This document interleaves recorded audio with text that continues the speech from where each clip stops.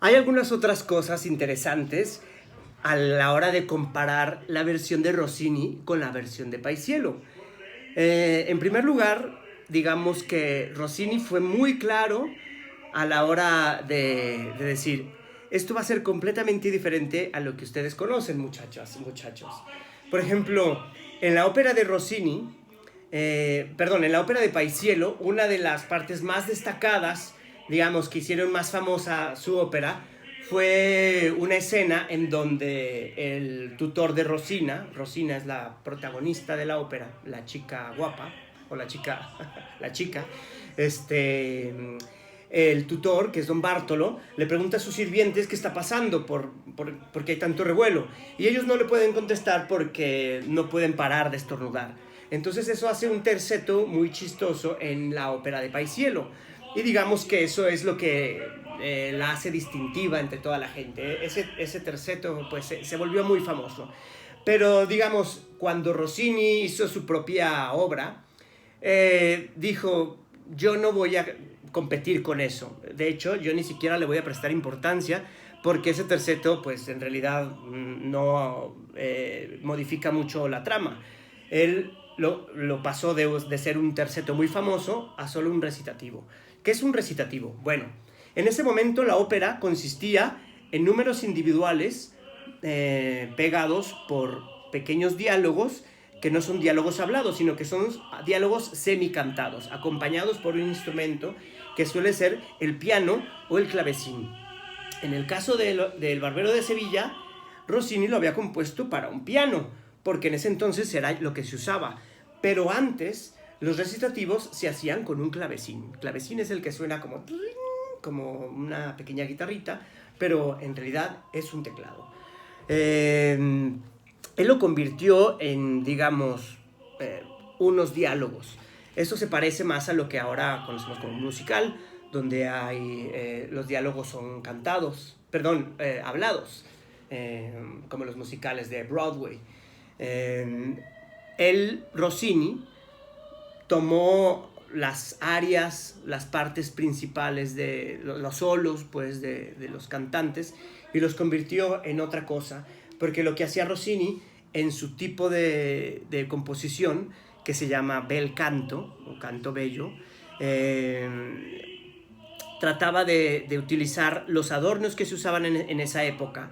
Esos adornos, cuando nosotros los escuchamos, como los que estamos escuchando ahorita, pues son pequeños adornos que le dan color a la partitura.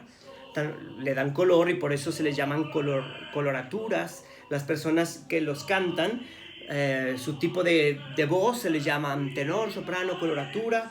Y también, pues digamos que son como, lo adornan como si fueran pequeñas florecitas o como si fueran los pétalos de esas florecitas. Por eso también se les llaman fiorituras o, no sé, como florecituras, una cosita así, ¿no? Pero en italiano.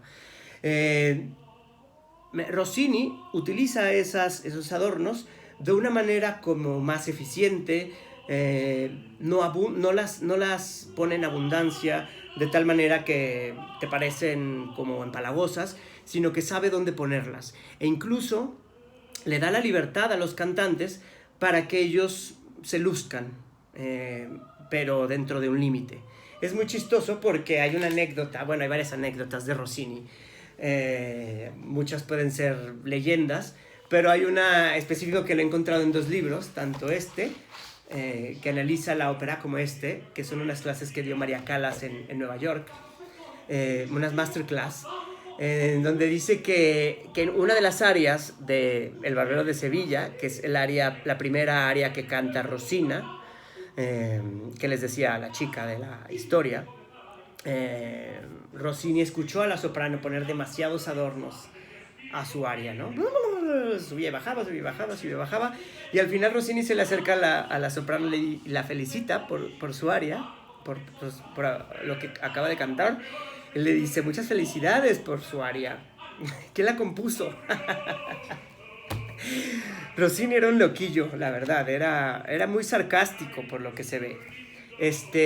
Y bueno, no hace falta que uno tenga que que entrevistar a alguien que conoció a Rossini, sino que a través de sus partituras, a través de cómo él escribía y el acento que ponía él en las cosas, de conforme él componía, uno puede darse cuenta, yo creo, del carácter que tenía Rossini. Y así lo manifiesta en sus personajes. Nosotros podemos ver la diferencia entre los personajes, cómo se expresan o cómo se reflejan los personajes en la ópera de Paisiello, que por cierto es impresionante cómo Rossini de verdad barrió por completo tanto la ópera antecedente, la ópera de Paisiello, como a Paisiello mismo, porque si ahorita, a menos digo, excepto por las personas que se dedican a rescatar óperas viejas, si no fuera por eso, la ópera de Paisiello, digamos, no existiría en el mapa. Yo cuando era más joven y que me enteré de esta historia, busqué, digamos, por cielo, mar y tierra, pues me moría de curiosidad por escuchar la ópera de Paisiello, ¿no? Porque yo decía, bueno, pues no debe ser tan mala si fue durante tantos años un éxito. ¿Qué digo un éxito? Un blockbuster, o sea, un super éxito de taquilla. Es más, comparándolo como lo hice con las Guerras de las Galaxias, con Star Wars, hay otra anécdota. La primera vez que se representó El Barbero de Sevilla en Roma fue un fracaso, pero dicen que fue un fracaso principalmente porque se trató de un complot de las personas que eran seguidoras de Paisiello. Se dice que llegaron al teatro y que abucheaban todo lo que pasaba. Bueno, en principio, por un lado, dicen incluso los mismos reportes de la cantante que hizo de Rosina, que ocurrieron muchas cosas en el estreno, ¿no? Hay una serenata con una guitarra, se rompió una cuerda, se metió un gato al escenario, gritaban cosas, abucheaban antes de que empezara la música, y bueno, bastantes anécdotas, pero sobre todo lo que dice el libro es que la mayor prueba de que se trataba de un complot es que en la segunda representación la ópera fue un éxito avasallador. Y Rossini lo supo, y a partir de la segunda representación la ópera no dejó de ser un gran éxito y de representarse por todas partes, y a partir de ahí se tuvo que despedir Paisiello. Pobre chico, pero bueno, yo les estaba contando lo difícil que fue escuchar la ópera de Paisiello. A la hora de escucharla, pues realmente uno se da cuenta que sí es una ópera interesante, sí es una ópera que tiene pues bastante ingenio, bastantes cosas, pero claro que pertenece a otra época. E incluso Rossini es tan loquillo que en su mismo Barbero de Sevilla parodia a Paisiello, se burla de él, precisamente en el segundo acto, cuando el conde de Almaviva, que dentro de la ópera se disfraza, o más bien se hace pasar por un señor que se llama Lindoro, y dentro de eso se disfraza todavía más por segunda vez, haciéndose pasar por un profesor de música, un sacerdote que le va a enseñar música a Rosina, para mientras tanto pasarle una serie de recaditos y platicar con ella en secreto. Rosina, en medio de la lección de canto, canta una canción muy bonita, que en realidad es un dueto, pero bueno, se luce, y canta una aria en el estilo rossiniano, que como les digo, en realidad es un dueto. La canta majestuosa, hace un despliegue de voz increíble, contra un cor se llama ese dueto, y se acaba la pieza, y Bartolo, como respuesta, Bartolo, que también ya antes había cantado un aria, y el aria que él canta es un aria escrita con una estructura a la vieja escuela, de manera que así es como Rossini da a entender que Bartolo es una persona, digamos, ya caduca, Cuando Rosina termina con esa pieza, Bartolo, digamos, se da un paso adelante y dice, bueno, pues ella canta muy bonito, pero pues la música es un asco. Es decir, esa nueva música es horrible. Lo que se dice siempre, ¿no? Lo que se dice siempre de toda la vida. Esa nueva música de los jóvenes es un asco. Lo que se cantaba en mi época era lo bonito. Y entonces él saca una partitura que según eso es de un tal Cafariello, pero yo creo que Rossini no quiso poner que era de un tal Paisiello, y la canta, y bueno, cuando uno la escucha dices, esto sin duda se parece mucho a Paisiello, y la canta y se burla mucho de ella, y porque acaba como en un minueto bailando en donde parece que pierden el control, y ahí es donde las interrumpe Fígaro. Así era de sagaz el tal Rossini, que pues así se burla de su, digamos, antecesor Paisiello.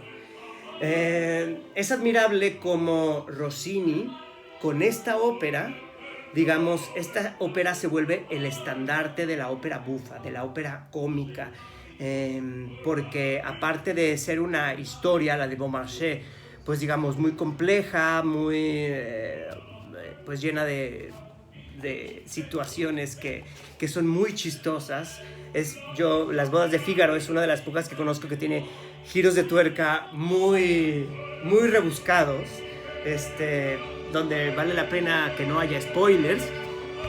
Pero bueno, es decir, uno puede perfectamente, aunque esta haya sido posterior, la de Rossini, uno puede ver perfectamente primero la ópera de Rossini y luego ver la ópera de Mozart, y ves cómo una es la segunda parte de la otra, cómo encajan, aunque los periodos sean distintos, aunque una haya sido compuesta antes que la otra, pero digamos,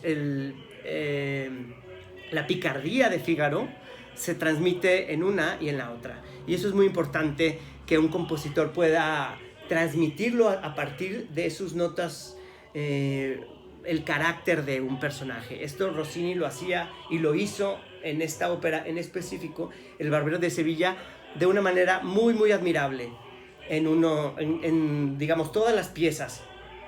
Incluso, como les decía, en el terceto famoso de Paisiello, que todo el mundo admiraba a Paisiello por su comicidad, Rossini les dijo, con permiso, que yo les voy a enseñar lo que es, digamos, los finales en grupo.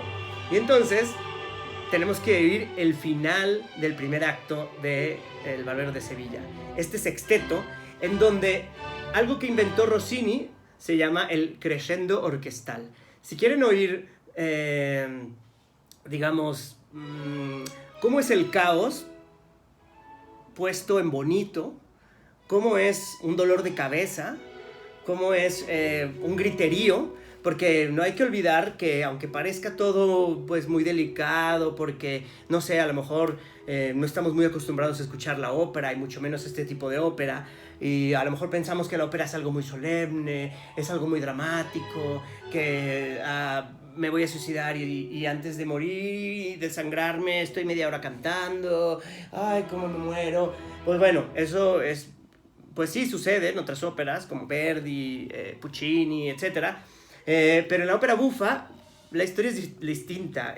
Aquí pues hay mucha sarna, hay mucha, no sé, hay muchas otras cosas que también se transmiten. Entonces, escuchar solamente al final del primer acto, en donde ya están todos discutiendo sin ningún orden aparentemente, no hay que olvidar, digamos, la idea de Beaumarchais de poner la historia no en Francia ni en Italia, sino en España, que para ellos, en Europa, España es como, no sé, como el fin del mundo, como casi das un paso y ya se acabó el mundo.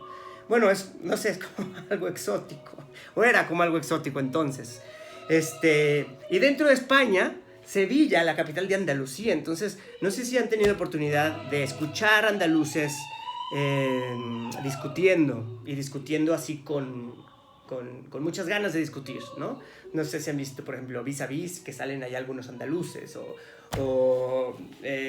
alguna de estas series en donde tengamos oportunidad de ver actores haciendo papeles de andaluces, o alguna de las películas de Almodóvar donde también salen ese tipo de personajes. Pues imagínense una bola de andaluces gritando, cada uno sus propios argumentos. Debe ser enloquecedor, debe ser realmente algo en donde, pues, si no tiene nada que hacer ahí, pues es mejor irse corriendo. Pues yo creo que eso eso lo captó Rossini, y una de las cosas que me imagino le pasó por la mente es así como, ¿cómo pongo esto en música? Realmente, y cómo lo pongo en música, digamos, en mi época, porque pues, seguimos a principios del siglo XIX. Obviamente no existía el metal, no existía el rock, no existían muchos de los artilugios que existen ahora. Y pues vamos a ver cómo se escucha, porque más o menos empieza aquí. Están discutiendo, claro. Unos contestan y otros responden.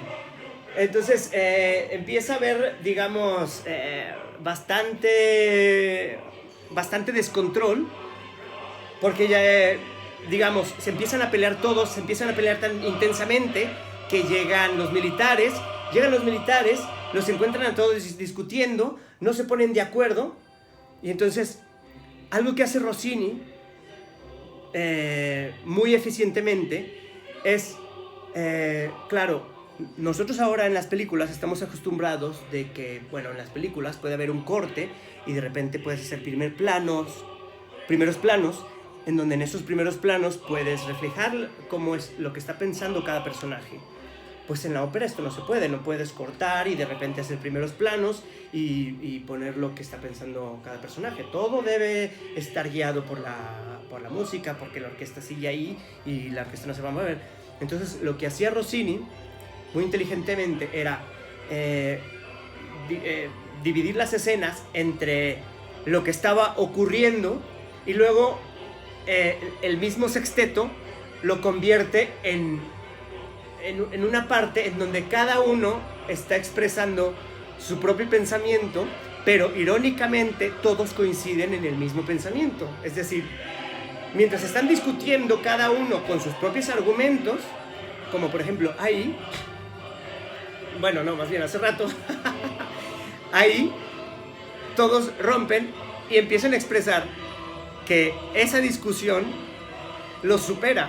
Es decir, y que oír tantos gritos les causa un dolor de cabeza, y podemos oír en el triángulo lo que ellos están describiendo. Ellos están describiendo cómo ese dolor de cabeza se les asemeja a una persona que no para de golpear un yunque, y que ese yunque cada vez que genera un ruido les retumba en la cabeza.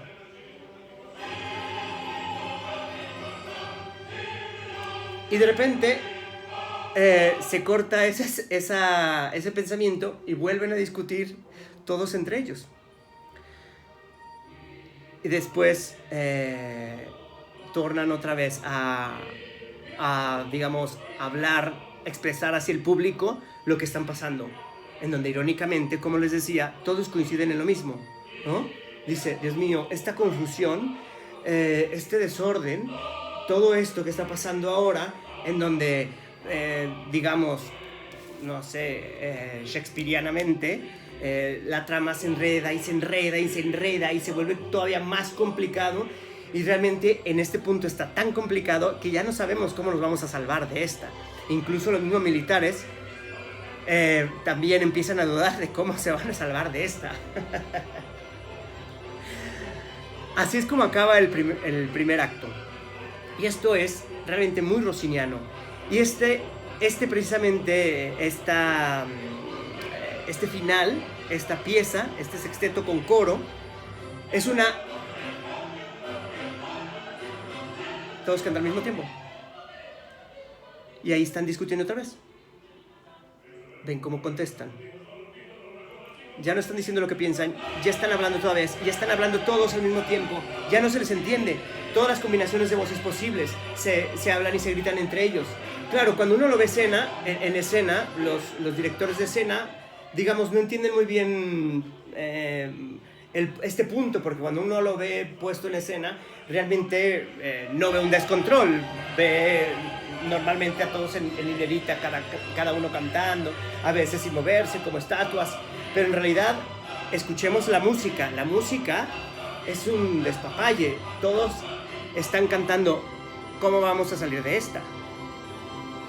Esta es una escena que no existe ni en el texto de Beaumarchais ni en la primera versión de Paisiello. Y es una de las cosas en donde, según yo, Rossini dice, con permiso que ahí les voy a enseñar cómo se escribe una ópera bufa.